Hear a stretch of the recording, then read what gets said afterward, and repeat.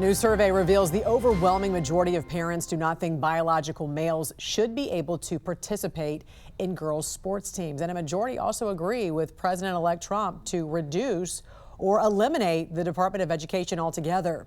Joining us now to discuss a few of the key findings is Parents Defending Education's Director of Outreach, Erica Samsey. Good morning to you, Erica.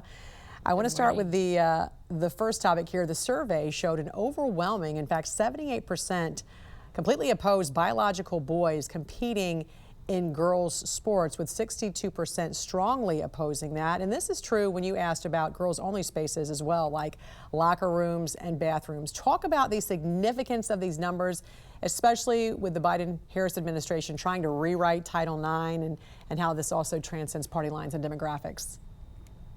Yeah, I mean, we definitely have known for a while that these numbers were pretty overwhelming in the direction of being against much of this.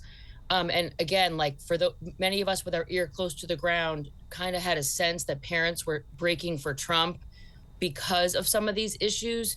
So to see these overwhelming numbers, I think just kind of confirmed what we thought we knew, which was that parents had really reached their limit and that they were so fed up that they were going to, it was going to affect their vote.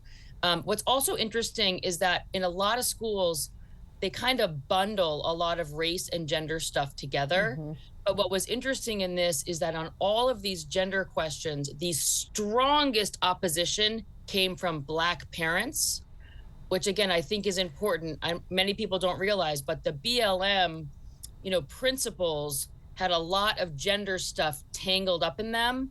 And this is just a total rebuke from parents across the board. And also, we even see a majority of Democratic parents. So the numbers are very high for Republicans, for independents being opposed. But we're well over 50%, I think at 58% to 60% with Democrats as well, which again, I think is a very important piece of information. Yeah, I'm not surprised by those numbers. An even larger number, though, disagreed that schools should help a child change their gender identity, which could include their name, pronouns, clothing, whatever, without their parents being notified. Break down some of those numbers. Yeah, I mean, similar numbers here, except even more opposed. Right. And again, that's because this one is really based on deception. The sports thing, it's unlikely the parents wouldn't know. This question about facilitating gender transitions in school without parent knowledge feels like a betrayal to parents, because they're saying, you need me to sign a paper for them to take an Advil, but my child's existing all day long as the opposite sex, and you're keeping that from me. So again, this is just a complete rebuke of the deception of schools when it comes to parents about their own child. Right. It goes back to parental rights, and they're the parent, you're the teacher. You also asked about reducing the size and influence of the U.S. Department of Education.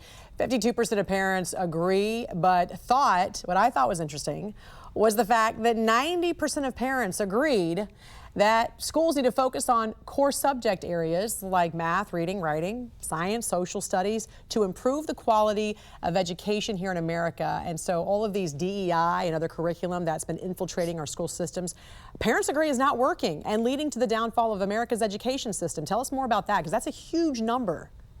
Yeah, that number being over 90%. I mean, of course, it's partly because people are kind of probably thinking, duh, like, of course you should be focusing on these subjects.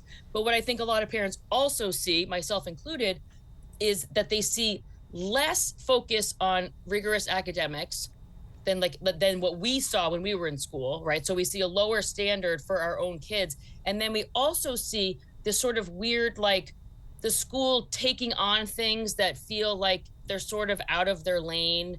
So you see a lot of sort of therapeutic language, a lot of language around social emotional learning.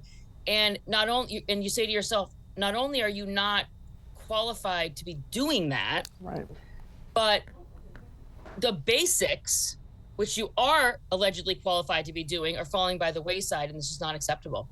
And parents are flaming mad right now all across the country. Parents Defending Education's Director of Outreach, Erica Samsey. Always great to see you on this Friday. Have a great weekend. You too, Jan. Thanks. Thank you.